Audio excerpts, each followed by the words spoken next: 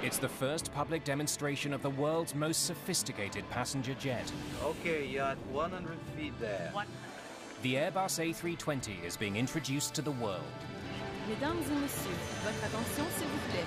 L'Airbus A320 arrive. That introduction turns into a fatal calamity. 30. Can't be. 30.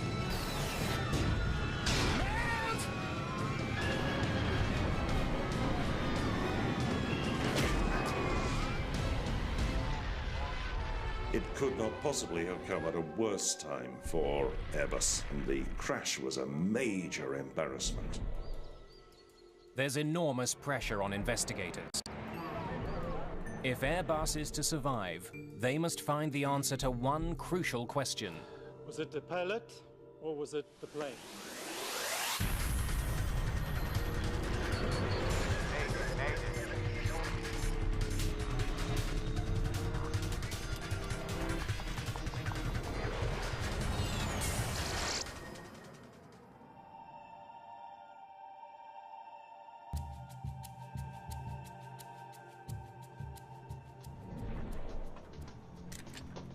It's 2:30 in the afternoon on June the 26th, 1988. An unusual charter flight prepares to depart Basel-Mulhouse Airport in France, near the Swiss border. NTIs. Captain Michel Asseline is one of Air France's most distinguished pilots. On. Though only 44, he's the head of pilot training for the company's newest plane, the Airbus A320. It's only the third of its kind to roll off the assembly line. Captain Asseline flew this very aircraft from the factory in Toulouse just 2 days earlier. I was in charge of the launching of the 320 in Air France. The company used me to promote the aircraft. Speeches to make, I was constantly on the television, on newspaper. Air Charter 296 would like to roll, please. Asseline's first officer, Pierre Mazière, is also a senior Air France pilot. Air Charter 296. He's invited 2 off-duty flight attendants to come along for the ride on this special flight. The aircraft is booked to perform a low-altitude flyover at a local air show. There are 130 people on board this A320, which is unusual for an air show demonstration flight. They have no luggage. For some, it's their first time on an airplane. There are even children, like 7-year-old Mariama Barry, unaccompanied by their parents. After the flyover, they will be taken on a sightseeing tour around Mont Blanc, the highest peak in Western Europe. Most got their tickets as promotional gifts from a local bank and newspaper.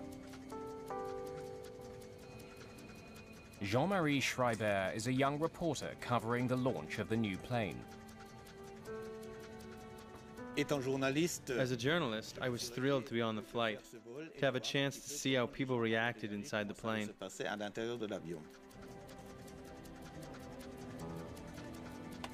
Another journalist aboard, Jean-Claude Boche, has been busy recording the event.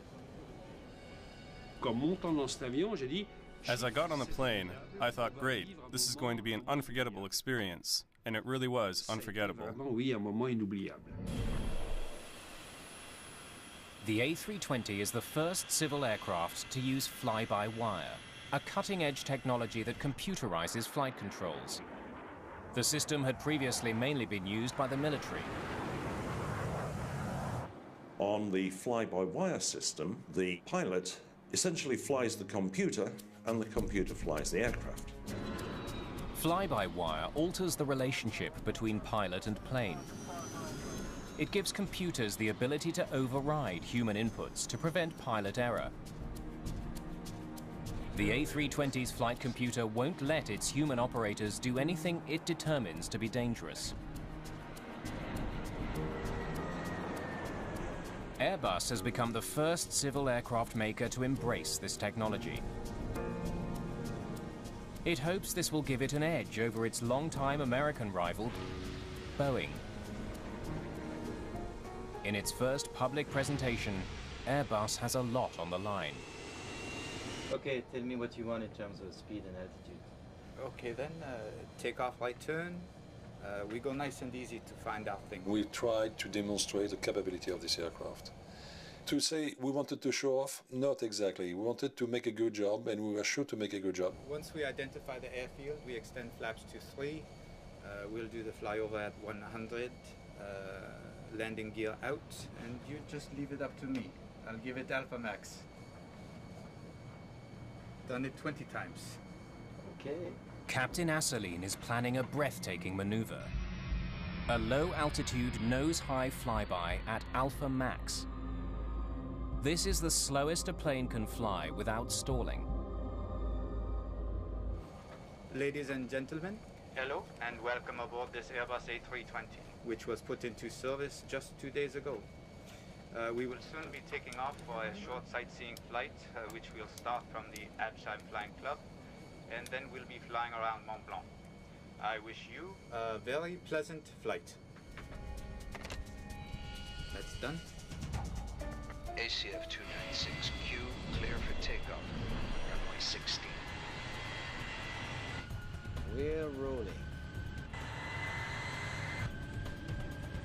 Take off. Go.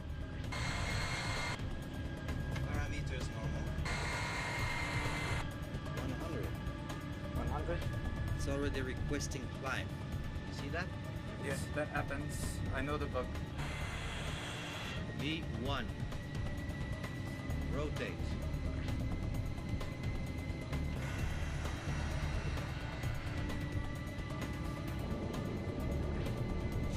Gear up, flaps 1. After take-up checklist completed. It's only a 5-minute flight to Habsheim Airfield, where the airshow is being held. For this sleepy Alsatian town, the airshow is the highlight of the summer. The airshow drew more than 5,000 people. There was significant interest from the public. The airfield is so small, its coordinates aren't stored in the plane's navigation database, so the pilots must find it by sight. You're at 8 nautical miles. You'll soon see it. There's the highway.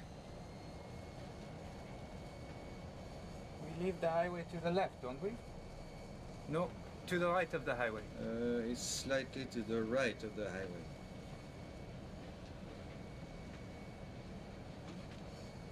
There's the airfield. You've got it, have you? The pilots have spotted the airfield late. They will have to hurry to descend to the planned altitude for the flyover at the airshow.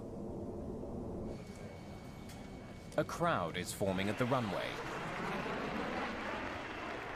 Air Charter 296, good afternoon. Absheim, hello. We're coming into view of the airfield for the flyover. Yes, I can see. Cleared. The sky is clear. Gear down. Okay, we're going in for a low altitude, low speed flyover. 296. Roger. Flaps 2. Quebec November Hotel, I'm saying Fox Echo 984. Okay. 984. Put in 984. Flaps 3. Flaps 3. That's the airfield. You confirm? Affirmative. Flight 296 makes a gentle turn to line up with the runway. The pilots must now lose more altitude and speed to get into position for the flyover. 200. 200. Mesdames et messieurs, votre attention s'il vous plaît. L'Airbus A320 arrive. Okay, you're at 100 feet there. 100. Watch it. 100. Watch it. The aircraft is now at the planned altitude. For Asseline, this will be the most delicate part of the maneuver. He must keep the plane in a stable position with the nose up, but not too high. I looked at the ground and said, look, he's not high enough, because you could see the grass right out your window. Okay. I'm okay there. Disconnect auto throttle. He disables one of the plane's safety features so that the computer won't speed up the slow-moving plane. Only now, Captain Asseline sees a danger that threatens the lives of everyone on board. The A320's low-speed flyover at the Habsheim airfield is suddenly not going according to plan. There's a forest in the path of Captain Asseline's plane. 30. Pick up, go run power. He selects the highest thrust setting and pulls back on the controls, expecting the aircraft to pull up. But the plane keeps dropping.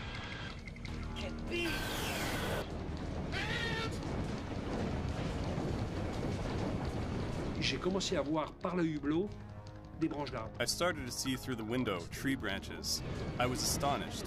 You can imagine being on a trail in a large vehicle, a bumpy trail, driving at 80 or 100 kilometers an hour, and you're shaking from all sides. It was like that. I was saying to myself, the plane has to stay in one piece, because if the plane stays whole, we'll be okay. If it breaks up, we're done for. S'il casse, c'est fichu.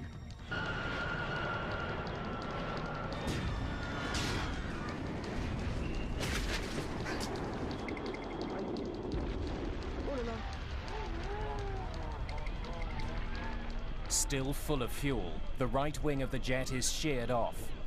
The fuel ignites immediately on impact.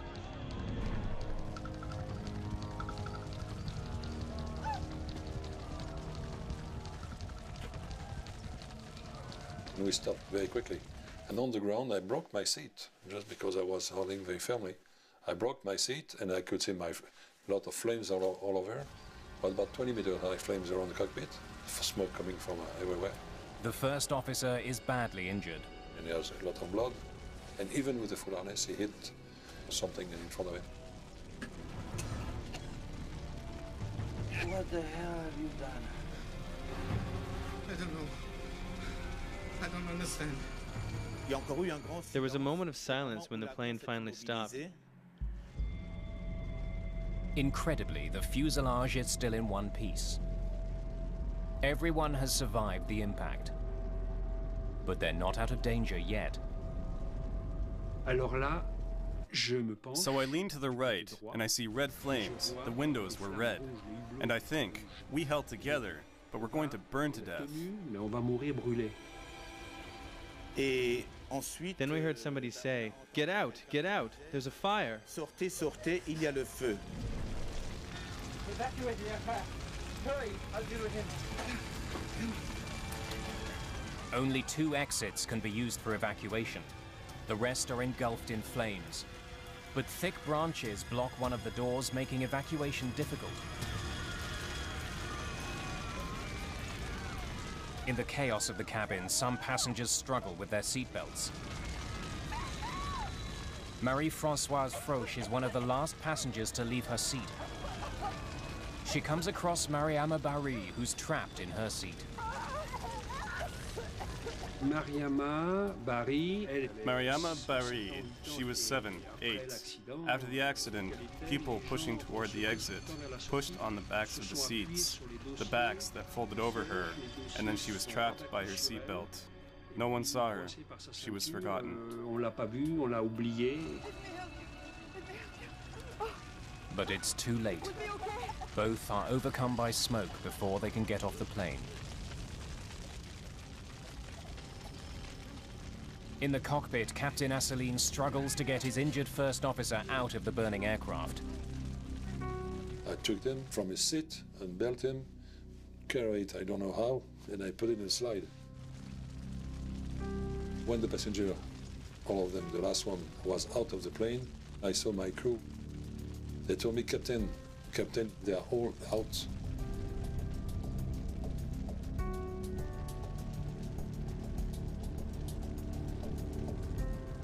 I couldn't believe it. But the crew is wrong. Not all the passengers have made it out.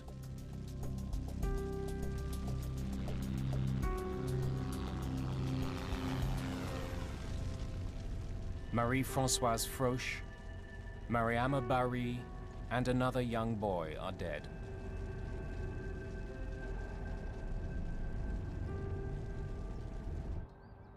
In addition to the tragic loss of life, the accident is a PR disaster for Airbus. The crash could not possibly have come at a worse time for Airbus. They were trying out this new concept, which they had touted very widely as a new level of safety for civil flight. And here's a pilot going and crashing one. For those who actually saw the accident, and it was broadcast on the news media throughout the world the same evening that it happened, there was amazement. The crash was a major embarrassment.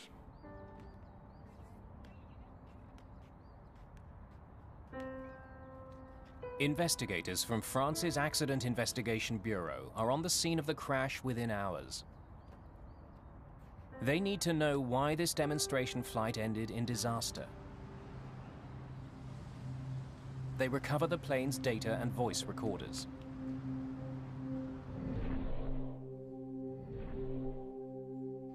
Claude Béchet will head the investigation. Was it the pilot or was it the plane? We need to know. Like the pilots of Flight 296, he also works for Air France as an airline captain. Let's get to work. Which is unusual for a state investigator. At that time, I was still an airline pilot, and I was in New York when the accident happened, and they sent me a telegram to ask me to come back to Paris as soon as possible. Apart from the flight recorders, investigators have a remarkable piece of evidence to consider. A high-quality video of the accident has been recorded by a French cameraman.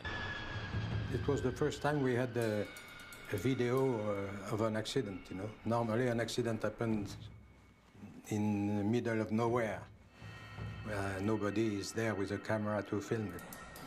The tape clearly shows the plane flying right at the trees at the end of the runway. It doesn't seem to be climbing at all.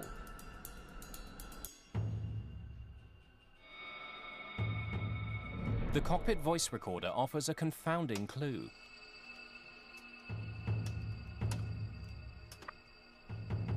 Take off, go around power. 30. 30. Get these.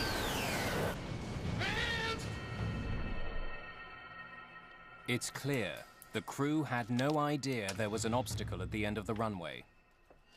Investigators are puzzled. How could a forest take a pilot by surprise?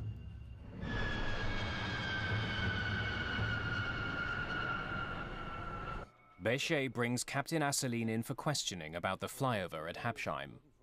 They need to know what his plan was. My intention was to carry out a flyover at slow speed. As a qualified A320 pilot, Claude Béchet is familiar with the plane's capabilities. Over the airstrip and we go to Alpha Max. Very good. He sees nothing wrong with Captain Asselineau's plan. It was not bad. Making a slow pass was well planned. And he seemed to me to be very open and very ready to help to work with the investigation commission. Investigators turn their attention to how Air France prepared the flight crew for the airshow. They discover a memo setting out the rules for all airshow flights. What draws the attention of investigators is the minimum altitude Air France had selected for airshow flyovers: 100 feet. It was in violation of national regulations. He should have been at 500 feet, as a matter of fact. But there had at that time a tendency for pilots who were making air shows like that to go a little bit lower and sometimes much lower. Chief Investigator Claude Béchet now wonders if there were any other mistakes in the planning of the flight.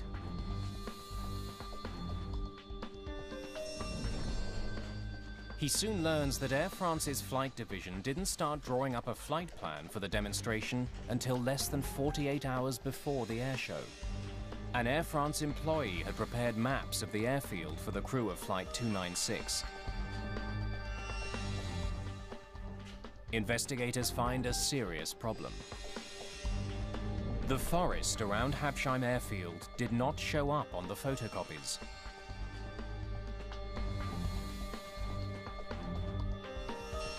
The employee who had put together the flight package didn't have an opportunity to discuss it with the crew. You were using a navigation chart? While questioning Asseline, Béchet discovers that the pilots were also given little time to prepare. Here's the flight package. Thanks. That's highly unusual for an air show. My co-pilot told me, okay, we make a flight around Mont Blanc, and then we have to make 2 low pass of a small airport, Absheim. Told me there is nothing special. So for me, it was a normal flight, a normal day. That preparation had not been complete, and there had been no briefing of the crew by the staff. Investigators then make an intriguing discovery at the crash site. They measure the height of the trees hit by Flight 296. They discover the average height of the forest to be only 40 feet. This poses an urgent question. How could an Airbus that was supposed to be flying at 100 feet hit trees less than half that height?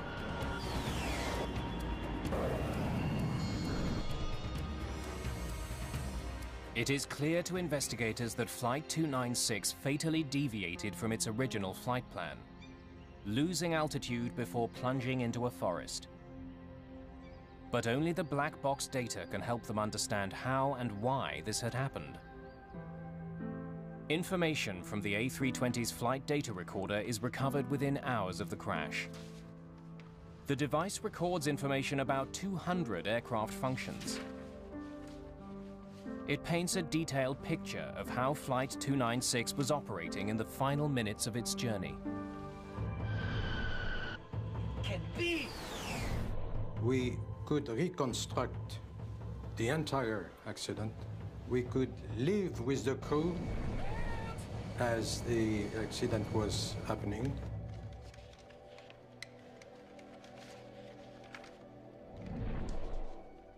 Investigators make 2 striking observations from the data. The first is that Flight 296 suffered no mechanical breakdowns. The second is that the A320 followed a very different flight path than the one Captain Asseline had planned. Instead of maintaining a stable airspeed and altitude, Flight 296 had slowed down and lost altitude as it performed the flyover. As the A320 crossed the Habsheim airfield, its speed dropped to only 112 knots. That's about as slow as an A320 can fly. The plane's deceleration was so dramatic, it was even visible on the video. Michel Asseline was one of Air France's top pilots. Claude Béchet is hard-pressed to understand how he could have mishandled such a high-profile flight. Pressed further, Asseline explains how the trouble started. You were using a navigation chart? Yes, we had some difficulty locating the airfield. Leave the highway to the left, don't we? No, to the right of the highway. It's slightly to the right of the highway. There's the airfield. You've got it, have you? They spotted the airfield too late. So when they did, they reduced the power and they descended. So they rushed their descent in order to get into position for the flyover. And they were still slowing down when they reached the airfield. That's the airfield. You confirm? Affirmative. But then another problem emerged. The spectators were lined up on a different runway from the one the crew was heading for. The crew of Air France Flight 296 is ill-prepared for their demonstration flight. In planning for the air show, Air France only provided the crew with information for runway 2, Habsheim's only paved airstrip. But Captain Asseline sees the crowds aligned on a much shorter, adjacent grass field. I was expecting a normal runway. At the latest moment, I saw that it was a grass runway. Captain Asseline lined up with the grass strip. I had no idea that at the end of the runway was a forest. For me, it was bushes only or something. Okay, you're at 100 feet there. Watch it. Watch it. Because they had to rush their descent, by the time Flight 296 got to the airfield, it was flying too fast. To lose speed, Captain Asseline kept the thrust on its lowest power setting, well below the setting pilots normally use for Alpha Max flight. But another serious problem was developing. The aircraft had dropped below 100 feet and was continuing to fall. And the crew didn't seem to notice. I'm okay there. Disconnect auto throttle. In a matter of seconds, the altitude had fallen to only 30 feet. What was extremely clear is that airplane was flying at approximately 30 feet above the ground. Regardless of any other data, this data was extremely important. Take off, go around power. No airplane of that size or of any other size should make a flight path that low. The data is clear. You were at 30 feet, not 100. I believed I was at 100 feet. Claude Béchet is still uncertain how the A320 ended up so dangerously close to the ground. Captain Asseline insists his instruments failed him. Flaps 2. Quebec November Hotel at same Fox Echo 984. Okay. 984. Captain Asseline was relying on his barometric altimeter. It uses air pressure to measure the plane's distance from the ground. It had to be set to local atmospheric pressure to be accurate. Quebec November Hotel at same Fox Echo 984. Okay. 984. Put in 9. The cockpit recorder proves that the tower provided the pressure reading and the crew set their instrument. But Asseline insists the altimeter was giving him a false reading. I tell you, the altimeter said the plane was at 100 feet. Michel Asseline stated that the barometric altimeter was, in fact, to be precise, 67 feet out. And that is something that he claims led him to be flying at 30 feet instead of at 100 feet. Investigators are skeptical. Asseline had more than one instrument to give him altitude information. The A320 has a second altimeter that uses radio waves to calculate the plane's distance from the ground. That altimeter displays the altitude on a digital display. But Captain Asseline claims it was difficult to read. We could not use the radio altimeter because this radio altimeter is digital and nobody can fly by reading numbers. I tried that later on a simulator. I never succeed to do it. But the radio altimeter has another way of alerting pilots. I'm okay there. 50. A digital voice call-out. Disconnect auto throttle. But Asseline claims he and his first officer, Pierre Mazière, could not hear it. Some people say, but you could have heard the radio altimeter saying 30, 30, 50, 40, 30. No, because at that time this aircraft was very, very noisy. And we have the headset. And we have demonstrated at that time that the radio altimeter warnings or the radio altimeter call-outs, they were not going through the headset. Despite Asseline's defense, investigators are certain that the crew of Flight 296 mishandled a risky maneuver. Béchet has more questions for Captain Asseline. What did you do when you saw the trees? I did what any pilot would do. I tried to climb over them. Investigators learn that in the final moments before the crash, 30. Take off, go around power. Captain Asseline applied full throttle.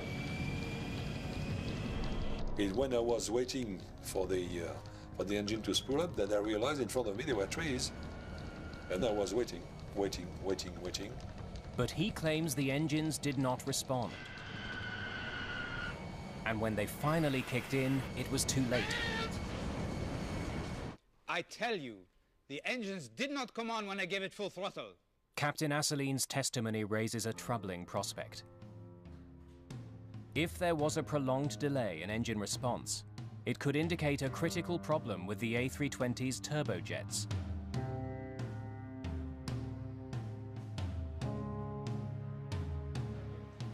Captain Asseline is convinced the engines didn't respond quickly enough in the final seconds of the flight.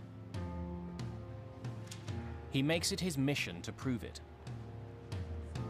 He uncovers an Airbus document warning of a defect on the A320.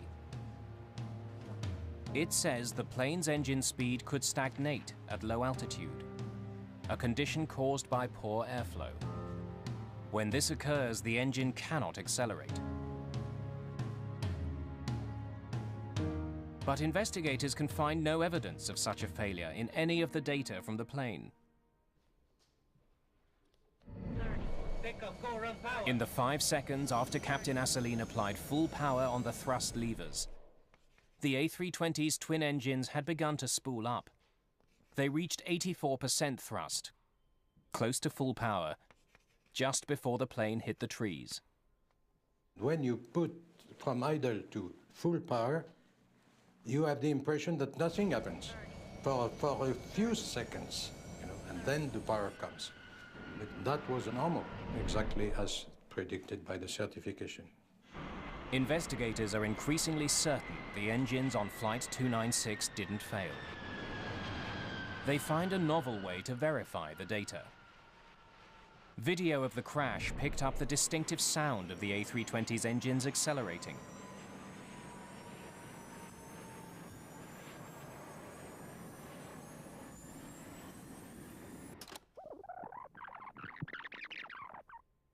By studying that sound, engineers can determine how much power the engines were generating in the final seconds before the crash.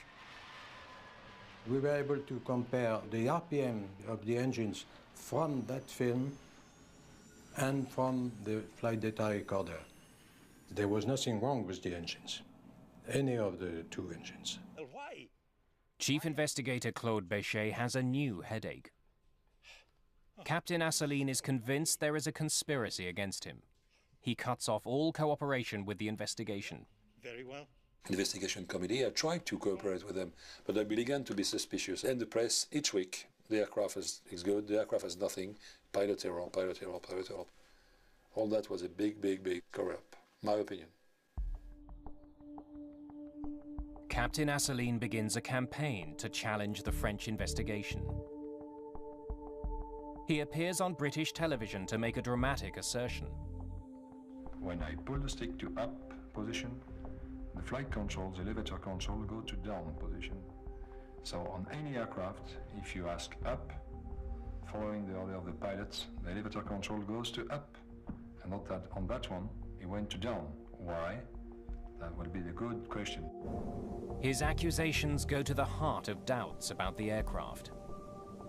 That Airbus fly-by-wire system had given the A320's computers too much control.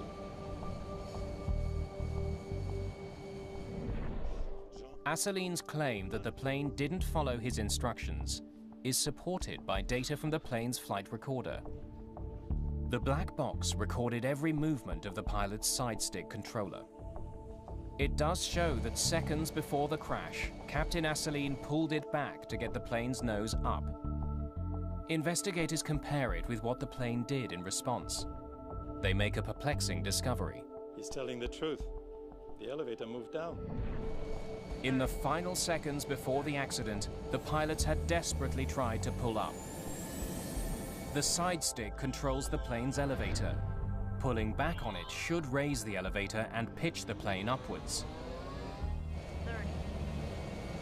But that's not what happened on this flight. One of the strange things about the crash flight, which became apparent when the digital flight recorder was analysed, was that during the last few seconds prior to contact with the trees, the pilot was dragging back on the stick as hard as he could, but the flight surfaces were moving into a position to put the nose down. Captain Asseline believes the plane's descent triggered an automatic response by the flight computers. Asseline inadvertently brought his plane to within 30 feet of the ground with his landing gear down and his flaps extended.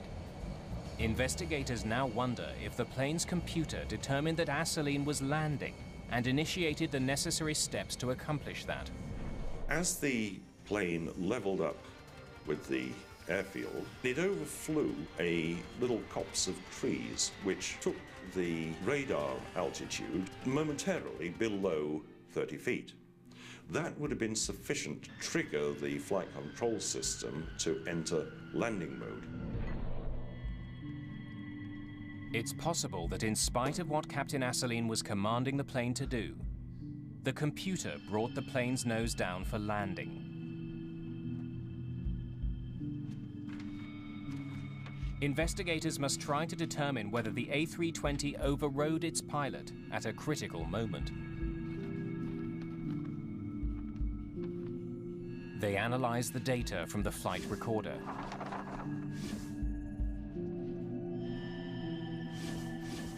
Stop it there. But to their disappointment, so was the plane in landing mode or not? The flight data recorder can't confirm if the plane went into landing mode. The A320 systems are so advanced that the recorder can't track all of the plane's functions. Investigator Claude Béchet comes up with another way to find out. He replicates Asseline's approach to the Habsheim airfield to see how the A320 responds. Okay, let's start the descent. Power to flight idle.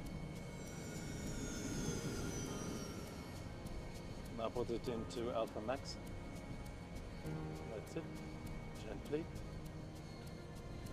I replayed the accident, but on the longest runway in Toulouse. Altitude, 40 feet, 35 feet.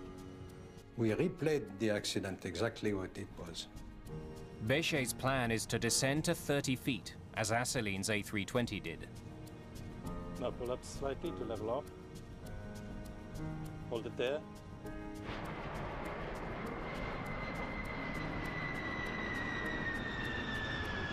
Béchet wants to see if the flight computer puts the plane in landing mode. Okay, now full thrust.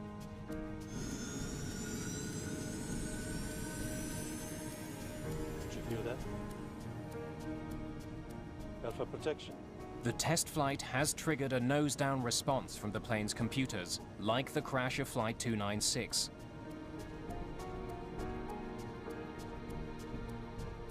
But the plane hadn't gone into landing mode. Instead, the flyover had activated one of the A320's main safety features: stall protection. Due to a lack of airflow over the wings, flying slowly in a nose-high position can cause a plane to lose lift. The A320's computer has been programmed to bring the plane's nose down when it gets close to stalling. This means that in theory, as long as the flight control system is in operation, the pilot cannot stall the plane. Béchet concludes the flight computers did override Captain Asseline's command. But he believes that by doing so, it had prevented the plane from stalling and crashing just short of the tree line. That airplane didn't stall and, let's say, landed on the trees. The investigation into the crash at Habsheim is coming to an end. Claude Béchet prepares to deliver his verdict. The conclusion of my report was that the airplane was too low, too slow, and with not enough power.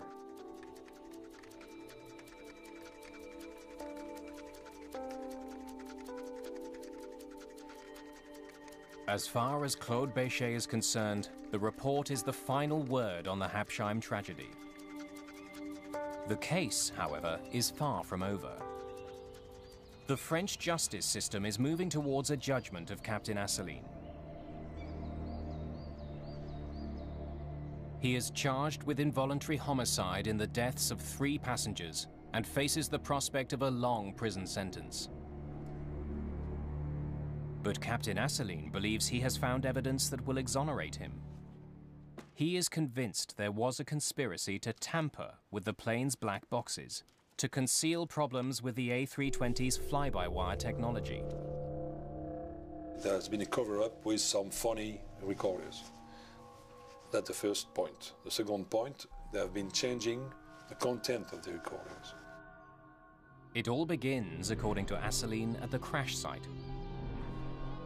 An employee of France's Civil Aviation Authority is photographed carrying the A320's flight recorders from the scene. Those same black boxes are presented as evidence at Asselineau's trial. But inexplicably, they look different. I had a chance to see the black boxes held by the court. But when I see the state they're in, they're old boxes, full of scratches, dusty, with chipped paint. I think, wait, these can't be the boxes from the crash. The plane was new. They're not the right ones. Captain Asselineau hires a Swiss criminology institute to compare the two photographs. Its conclusion: they're not the same flight recorders. Captain Michel Asselineau claims the black box data from his flight has been tampered with. But investigator Claude Béchet rejects the accusations as outrageous. They were trying to prove that the tapes had been tampered with, which we could not understand because every recorder expert knew that it was physically impossible. But there is one expert who believes the black boxes are suspicious. Ray Davis is a former head of flight recorder analysis at Britain's Air Accidents Investigation Branch. He has been hired by British television to review the French investigators' work. It was a little bit of an eye-opener in a way, in that prior to reading the report, I had a totally different impression of the possible causes of this accident, whereas when I read the report, there were so many anomalies and questions raised by the report that my whole attitude towards the accident changed completely. Davis discovers evidence that could vindicate Asselineau. It raises questions about when the crew applied power to try to overfly the trees. 30. Pick up, go run power. 30. While studying the black box data, Davis comes across a curious inconsistency. French investigators had synchronized the black boxes with a transcript of air traffic control communications. Davis examines the last conversation the pilots had with the tower before the crash. 984. Okay, 984, put in 984. It was recorded by both air traffic control and the plane's own black box. Quebec November Hotel at same Fox Echo 984. Quebec November Hotel at same Fox Echo 984. Ray Davis discovers a time discrepancy between the two recordings, amounting to a loss of several seconds. According to the black box data, the aircraft was 5 seconds from impact with the trees when Captain Asselineau commanded full thrust from the engines. But according to Ray Davis's analysis, this actually took place 4 seconds earlier. This 4-second gap dramatically changes the calculus of the accident. It's the difference between a normal delay in engine response and a serious malfunction. Asselineau claims that on this particular occasion, the delay was more than he expected. And depending upon which side of the argument you come down at as to whether or not the 4-second delay in the digital flight data recording was real or not, then, you know, he's either an idiot or he's right. The French justice system does not believe that Asselineau is right. After multiple appeals, Michel Asselineau is convicted of involuntary homicide and sentenced to 10 months in prison. Still, the controversy over the black boxes and the missing 4 seconds lingers on. It promises to forever cloud the results of Claude Béchet's investigation. The public opinion thought probably, oh, well, there was so much at stake, you know. It was the future of all European aviation industry, which was at stake. So they managed to tamper the tapes so they could blame the pilot and not the airplane. But this is just impossible. The investigation into the Habsheim accident made several recommendations. It calls for passengers to be banned on all demonstration flights. It also calls for better reconnaissance of airfields by flight crews. And they want airline procedures to be reviewed to ensure they conform with official regulations concerning altitude.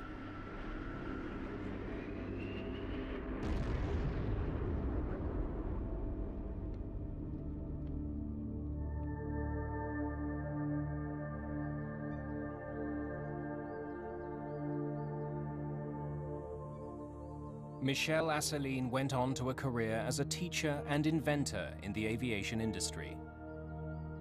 He continues to appeal his conviction and has devoted much of his life to clearing his name.